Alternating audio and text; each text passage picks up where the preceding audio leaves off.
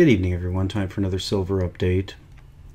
This is the 4-hour chart of the Dow Jones Industrial 30 average provided by netdania.com. You can click on the link below. Now you can see the most recent trend lines I've drawn here. You can see that the main trend line here is going to be at about 16,300. You can see we got down to about 16,560 here today. And of course, the stock market is an accident waiting to happen. You'll see as we pull out here the size of this move. It's one of the largest down moves that we've had in quite some time. So if we draw the trend line from here, you can see a penetration of this trend line, and you can draw it various ways. So if you draw it tightly like this, then it's already been penetrated, but if you draw it down here, we're approaching it. Now that's how the stock market can fall. Let's pull out to the daily, and you can see that the MACD is rolling over. The MACD has spent most of its time in the positive because this is a very, very long bull market. You can see this one. This is actually just back to 2011. You can see a long way to fall just to get back to that trend line. But if we go to the weekly all the way back, you can see this bull market goes actually back to the beginning of Barack Obama's first presidency. And that's an amazing gift for any president to have, is nearly 8-year bull market, one that very soon may be coming to an end. So you can see we're a long ways off, but that is a big drop. And you can see back here in the financial crisis that when things drop, they can drop very suddenly. They can go down very rapidly. And I think there's no question that we're approaching that. Now, as far as a deflation scenario, we can see that we have a pullback in the oil price. And oil appears to be rolling over. We usually see in the metals, here's gold rolling over and silver rolling over as well. So let's look over to palladium, because that was one that had been performing very well and pulling into new all-time high, or near new all-time highs. So there's the, let's pull out to the weekly view of palladium. Not really that much of a deflation thing going on there, but it's very common for us to see a deflation scare at the beginning. If you remember, we'll use the gold spot and we will overlay the Dow 30 over the top of that to show you that initially when we get the panic sell-offs, we get a sell-off in gold as well. You can see that occurred back here in 2008. The sell-off on the Dow was very significant. You can see going from a high of about, we're talking about 14,000 or so, down to about 6,500. So the Dow was clearly cut in half. Whereas with gold, we went from a price of about 1,038 down to a low of about 678. So gold didn't take nearly as much damage and then turned around and rallied from there. You can see when we go to the daily how big the divergence is. This is the divergence I've been watching for a very long time, because you can see the trend in the Dow and the trend in gold have been going in opposite directions. Now, it makes sense to me that these assets, and I will call them fake assets because that's what I believe they are. I believe that it's a game of musical chairs, and I don't believe there's nearly enough chairs for everybody to have one when the music stops. So I think that ultimately stock investors and any investors who are investing in an obligation for another person to pay them are going to be very sorely disappointed. Now, we saw the news coming out of Argentina. Argentina decided to default.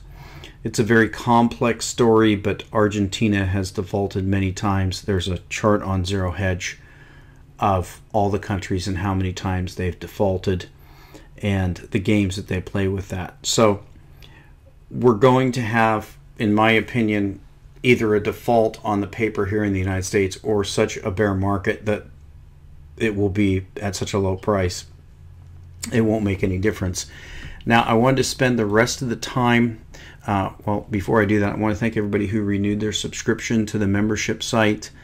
We've had a lot of activity going on because it was our 1-year anniversary, and if there's anybody that has any problems logging in, problems with your payment, anything like that, if you can log in, go ahead and go into the chat section and let me know at the problem that you're having. Or if you can't get in for some reason and you need some issue to deal with, then send me an email to brotherjohnf@yahoo.com, and we'll get those problems sorted out. I apologize for any problems. So we're going to spend the rest of the night on this article by Jeff Nielsen. And the reason why is because I'm so impressed with his work. Now, I don't agree with Jeff on everything. We have kind of a different view on capitalism and socialism. But his take on Bernanke and what he has done, and of course now we have Janet Yellen and the QE and what they're doing, is just so perfect. I wanted to read the thing from start to finish because I'm so impressed with this article. And it's called Never Ending Recovery. Now, I've pointed that out before. It's very strange, the use of this word recovery, because traditionally in recessions, I don't know how old most of you are and how many recessions you've lived through. I've lived through a large number of recessions. And normally, the recession the recovery talk. The recession talk lasts a year or two. The recovery talk lasts a year or two or even less. Normally the recovery talk lasts less than the recession talk. But we're still getting recovery talk now in 2014. We know the official end of the recession was in June of 2009. So we're talking 5 years of recovery talk. And that should tell you something right there, that this is no ordinary recovery, if it's a recovery at all. So let's read this. Follow along, ladies and gentlemen, as the amazing tale of the U.S. economic recovery is presented to readers. This journey into the surreal begins with an obvious question. How was this never-ending recovery created, which supposedly is already roughly twice as long as any ordinary recovery, and according to the experts shows no sign of ever ending?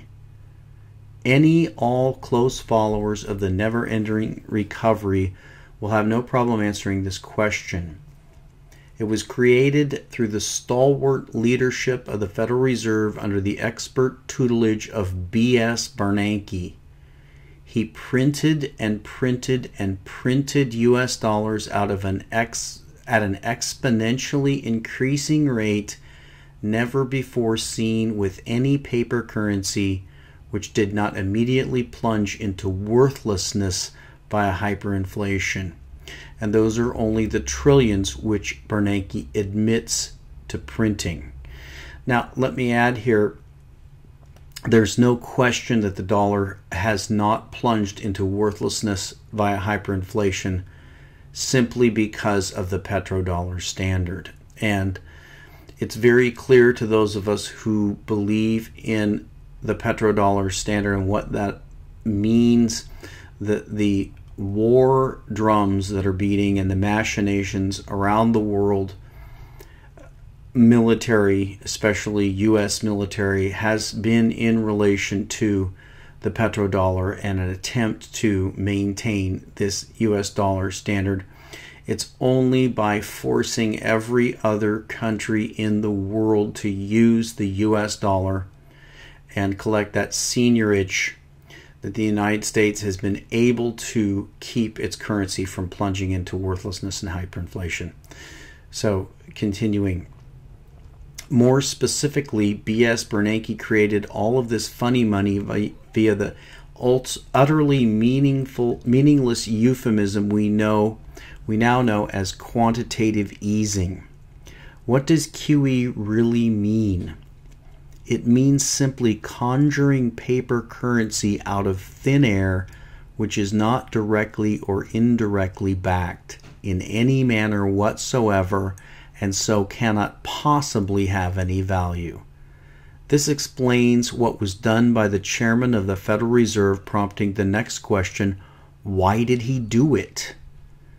The explanation here is simple, indeed utterly simplistic. B.S. Bernanke printed these trillions and trillions of new U.S. dollars, more than $10,000 for every man, woman, and child in the USA, to pump up asset prices in U.S. markets, primarily U.S. stock markets. He artificially pumped up these asset prices in order to create what he called a wealth effect. This would then make Americans feel wealthier through artificially inflating the value of their assets, and then they would supposedly go out and spend, resulting in the U.S. economic recovery. Unfortunately, there are numerous problems and questions with this particular piece of Bernanke BS. The first and most obvious question is, why did Bernanke go this circuitous route of pumping up asset prices with newly printed dollars in order to make Americans feel wealthier? Why didn't he simply hand every man, woman, and child $10,000? Two reasons. The elementary answer here is that one can't make people wealthier by simply printing up and spreading around stacks and stacks of worthless, unbacked paper currency. If it was possible to do so, Bernanke and all other central bankers would simply print and hand out $1 million per person or $1 billion per person, and then supposedly we would all be tripping over all the new jobs and economic growth. It doesn't take any brains to turn the switch on a printing press from off to on. So to begin with, it is simply and utterly impossible to create real economic growth and real economic prosperity through such money printing hocus pocus. But that's not the really absurd part of Bernanke's lie, that he created a U.S. economic recovery with all his QE money printing. To understand this requires answering the second part of the previous question: why did Bernanke pump up stock markets rather than simply directly handing everyone their $10,000? B.S. Bernanke did not want everyone to feel wealthier. He only wanted the top 10% of the U.S. population, who own almost all that U.S. stock, to feel wealthier and to be wealthier. And thus the full absurdity of this imaginary recovery is revealed. Recall the storyline. Bernanke is pumping up assets to create a wealth effect. He's creating a wealth effect to get Americans to spend, and thus create jobs and economic activity. The problem with this ridiculous fantasy: the top 10% upon whom all this new wealth was bestowed were already very, very wealthy. In fact, they have never been wealthier in the 200-plus year history of the U.S. Republic. Obviously, making the very wealthy wealthier is the worst possible use of a wealth effect. If Bernanke's money printing hocus pocus could ever work, the people who would need to feel wealthier are the bottom 90%, whose standard of living has plummeted by more than 50%, and who in relative terms have never been poorer.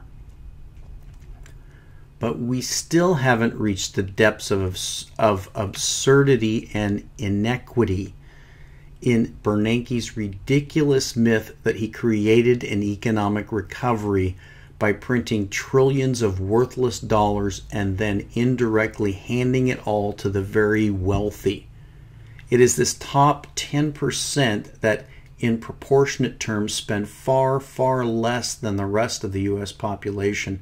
Again, For Bernanke's money printing hocus pocus to have had any possibility of doing what he claimed it was doing, all this money printing would have had to been directed toward the bottom 90%, who would actually spend it, and not the top 10%, who hoard the vast majority of every dollar they receive.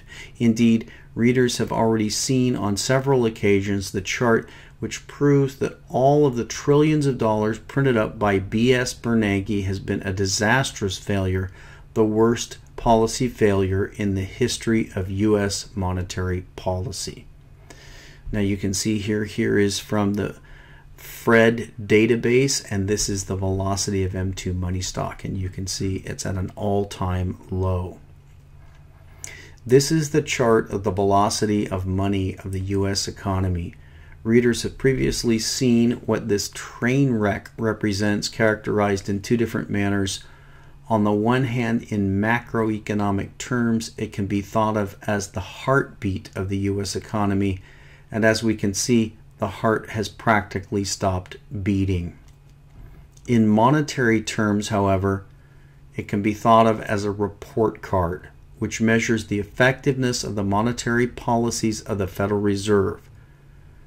Again, as previously noted, what we see is that B.S. Bernanke's QE represents the most ineffective monetary policy ever undertaken by the Federal Reserve since this velocity of money statistic was first created. It didn't work because it couldn't work.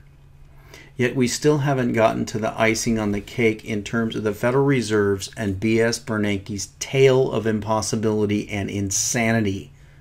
The final and equally impossible chapter in this fantasy yarn centers on the Federal Reserve's newest buzzword, tapering. It is used to be an exit strategy, but after promising that exit strategy for 5 years but never delivering, the Fed heads had to invent a new buzzword to describe precisely the same thing, or everyone would have simply laughed at them. Why would, could, or should no thinking adult take tapering seriously? Because this fantasy reduction in U.S. money printing is every bit as impossible as the fantasy recovery for which Bernanke claims to be the architect. Following along once more. Bernanke told everyone he was printing and printing and printing all that paper to pump up U.S. stock markets to create a wealth effect and create the imaginary recovery, and he boasted regularly about his accomplishment as the U.S. equities bubble grew. Now he and his puppet protege, Janet Yellen, claim to be withdrawing the fuel for these equity bubbles, but the bubble prices keep going higher. This is the same as someone going to a gym and working out diligently month after month to build muscles, but when they stop working out, instead their muscles shrinking back to normal, their muscles supposedly getting larger and larger and larger. Sadly, none of the bankers in the audience would understand this analogy since bankers don't exercise. Not only do they have a complete and utter aversion to anything which falls under the category of honest labor, but they refuse to engage in any activity where they have to earn their results. B.S. Bernanke couldn't create the Goldilocks economy that he said he had created back in 2007, just before the massive U.S. housing bubble scam imploded. What he and the Federal Reserve have done instead is they have created a greater depression, which they and the corporate media simply pretend is a never-ending recovery. Consider B.S. Bernanke and the imaginary never-ending recovery to be an IQ test. Anyone who believes even one word of this is in clinical terms an idiot. None of what he claims to have done makes any sense. Nothing he claims to have accomplished is even theoretically possible. And the Federal Reserve's own publicly distributed charts prove all this QE was a spectacular economic failure of unparalleled magnitude. Readers have all heard the old medical cliche / joke, "Congratulations, doctor, the operation was a success. Unfortunately, the patient died." What we have with Bernanke QE is somewhat opposite. "I'm sorry, Dr. Bernanke, you badly butchered the operation with your own gross negligence, but the patient is making amazing recovery anyways." A never-ending recovery. So that's the Jeff Nielsen article. Absolutely fantastic. I really haven't seen anybody put it in a more concise and clear way. It's very, very clear that this economic recovery that we see, that is demonstrated in the Dow Jones Industrial Average, is a recovery in stock prices. That's all this is. Now, to the extent that this has a wealth effect, it only has an effect to the extent that the people who own these assets are spending the money on something else. What are they spending it on? Perhaps yachts, maybe high-end real estate, maybe collectibles, rare art, jewelry, things like that. But we know this thing is an illusion, and we know this thing is going to crash, and we know when that happens that things are going to go the opposite direction. We know that real assets are going to explode because there's going to be a rush for real assets. We've seen the beginning. This Argentina situation could be the match that lit the fire. We just don't know. We know that at any point in time they can let this thing collapse. There are not nearly enough chairs for all the people to have a seat when the music stops. And that's why you need to have physical gold and physical silver, because very, very few people are going to have it when the music stops. And we'll talk to you next time.